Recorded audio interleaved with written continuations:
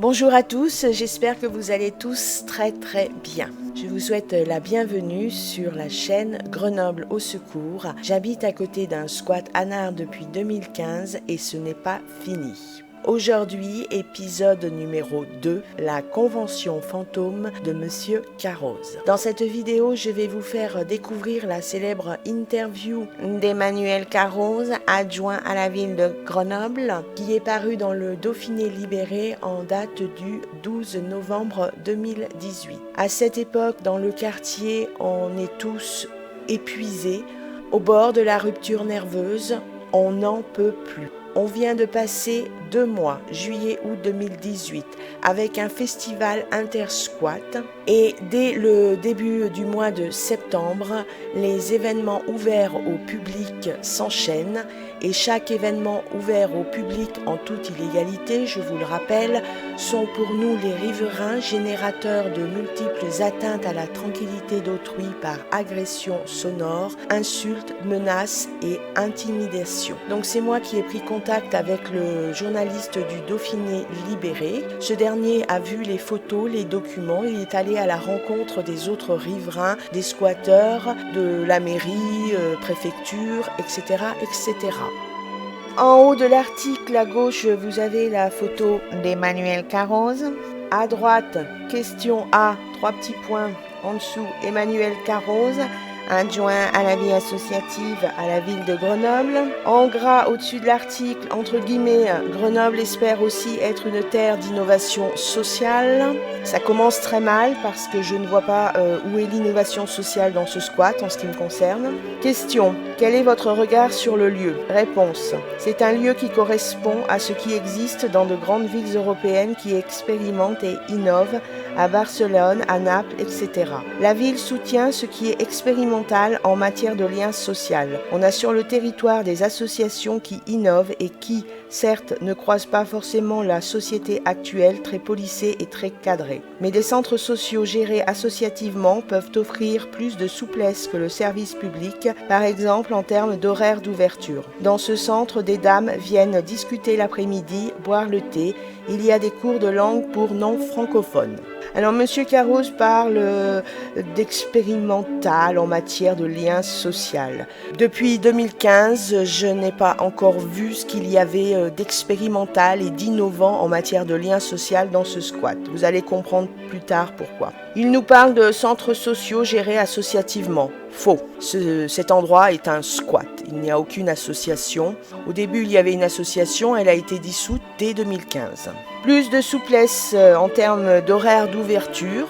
Je confirme, les propos de Monsieur Carroz sont exacts. Dans ce centre, des dames viennent discuter l'après-midi, boire le thé, tout en apprenant des langues étrangères. J'ignore si ces dames existent ou non.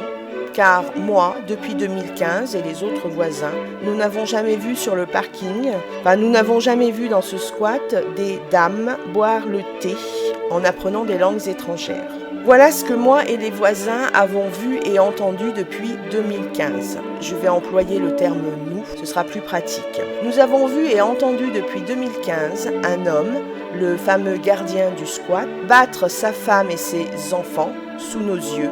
Au niveau de l'amplitude horaire, ce monsieur est très souple, puisqu'il battait sa femme le jour, la nuit, à toute heure du jour, de la nuit. Nous avons vu et entendu ce même monsieur, le fameux gardien du squat, insulter et menacer les personnes qui circulaient tranquillement sur le domaine public, sur le trottoir devant le squat au niveau du 38 rue d'Alembert. Personne n'a pris soin d'expliquer à ce monsieur la notion de domaine public. Et on lui a laissé croire que son domaine de compétence en matière de gardiennage s'étendait au niveau du domaine public. Nous avons vu et entendu depuis 2015 des concerts, grosse amplitude horaire, événements ouverts au public en toute illégalité, sans normes acoustiques, sans normes de sécurité ERP.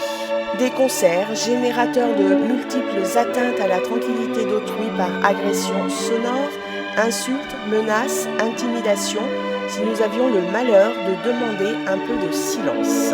Nous avons vu et entendu les fameux after-concerts, c'est-à-dire les musiciens qui rentrent leur matériel 4, 5, 6, 7 heures du matin en buvant des bières et blablabla, je te refais le monde. Nous avons aussi vu et entendu les invités en after sur le parking principalement, au beau milieu de la nuit, boire des bières, jeter les bouteilles, insulter les voisins qui demandaient un peu de silence pour dormir. Nous avons vu et entendu depuis 2015 des séances de cinéma en plein air, des barbecues géants entre 20 et 60 personnes sur le parking, des insultes, des menaces, des tentatives d'intimidation. Alors quand les voisins demandaient le silence à ces personnes, soit de façon très polie, soit de façon moins polie, ce que l'on peut comprendre. Nous avons eu à une ou deux reprises obtenu satisfaction, des gens compréhensifs et polis qui ont tout de suite arrêté de faire du bruit. La grande majorité des réponses étaient sous forme d'insultes, de menaces. La principale insulte que nous avons reçue, je cite, j'ouvre les guillemets, « Va te faire foutre ou va te faire enculer, on est chez nous, on vous emmerde ». Nous avons reçu de la part d'enfants mineurs et d'adultes un nombre incalculable de propositions à se faire sodomiser. Je traduis, allez vous faire enculer, plus des gestes obscènes de la part d'enfants ou d'adultes. En bref, depuis 2015, personne n'a vu les petites dames en train de boire du thé pour apprendre des langues étrangères. Alors je pense que pour découvrir si oui ou non ces petites dames existent, il faudrait demander à Police Nationale, car Police Nationale, à la demande des riverains, est intervenue un nombre incalculable de fois. Et comme vous le savez, quand Police Nationale intervient, sauf erreur de ma part, elle doit après rédiger un rapport d'intervention. Donc peut-être que dans les rapports d'intervention de Police Nationale, nous trouverons la preuve de l'existence des petites dames qui boivent du thé pour apprendre des langues étrangères. Question suivante. Ce bâtiment qui appartient à la ville est malgré tout un squat. 3 petits points. C'est pour ça que l'on veut conventionner avec eux, qu'ils rentrent dans un partenariat qui fixe des objectifs, des moyens, avec des notions de tranquillité publique, de partage. On sait qu'il est bizarre pour certains mouvements de contester une société et de conventionner avec un pouvoir public, mais une convention permet par exemple la sécurité. Alors nous y voilà, le mot magique de l'interview. Je pense que M. Carroz a un amour immodéré pour le mot convention. Mémo, ce squat existe depuis 2015. L'article est en date du 12 novembre 2018. Nous sommes le 31 octobre 2019 et cette fameuse convention n'a toujours pas été signée. Question. Pourquoi ce conventionnement prend-il autant de temps ? Ce n'est peut-être pas naturel pour eux, mais on va y arriver. On a espoir et on a envie que différents modèles de vivre ensemble cohabitent. Ah, voilà. Monsieur Carroz a sorti le mot magique « convention ». Bonne nouvelle, Monsieur Carroz est un homme empli d'espoir et qu'il a il a une grosse envie de cette convention. Il en a tellement envie, il est tellement empli d'espoir que cette convention n'est toujours pas signée.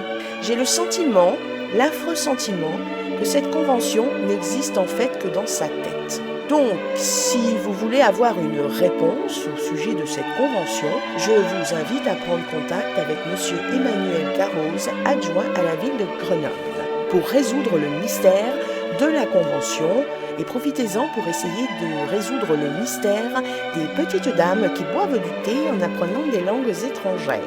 Question. Il y a quand même des riverains très mécontents ? 3 petits points. Oui, et certains sont contents aussi. Il faut apprendre à vivre ensemble et cela concerne les deux côtés du mur.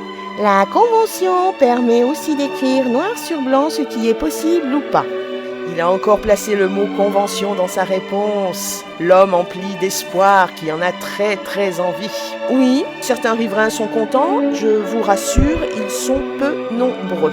En ce qui concerne le vivre ensemble, Monsieur Carroz, sans moi. D'accord ?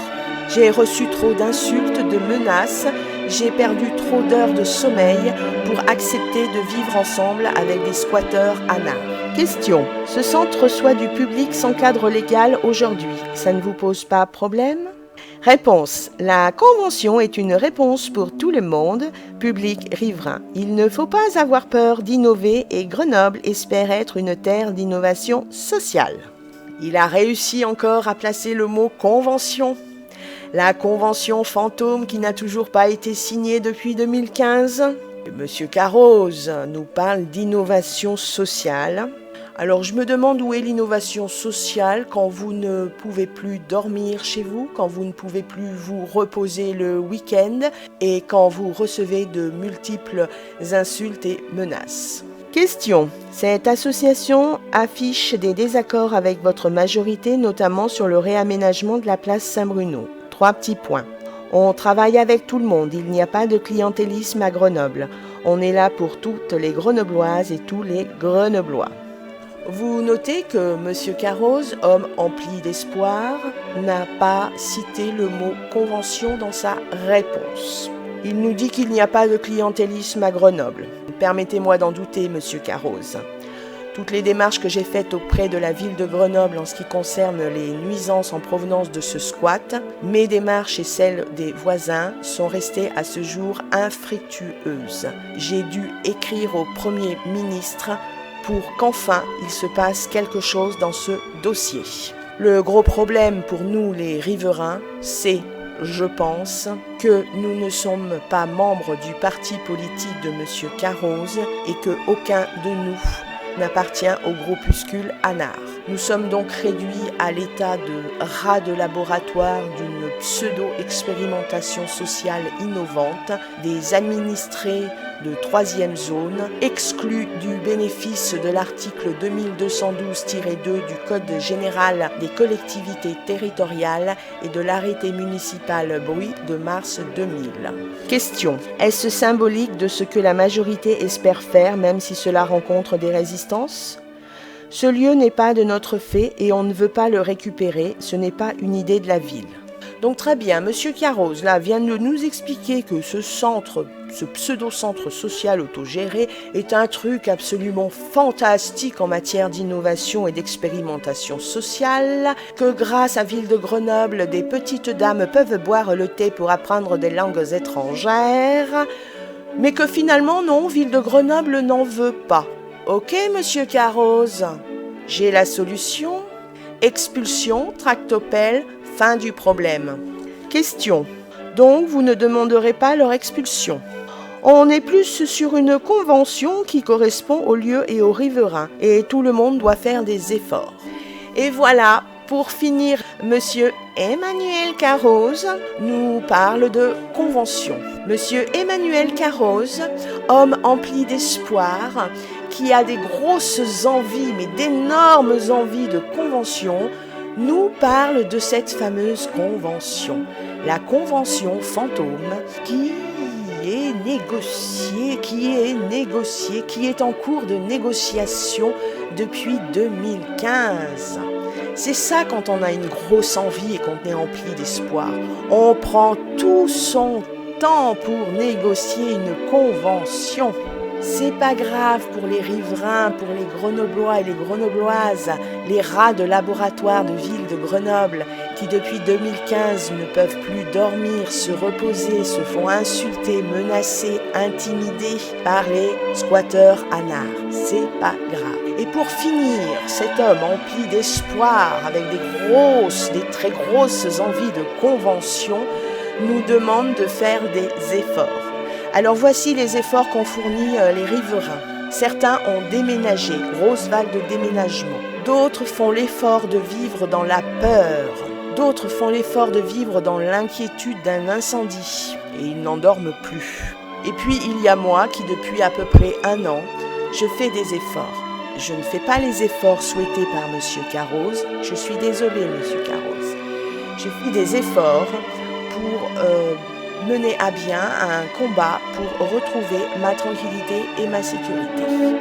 En attendant de vous retrouver dans un prochain épisode, je vous souhaite à tous une merveilleuse et formidable journée ou soirée en fonction de l'heure à laquelle vous écoutez cette vidéo.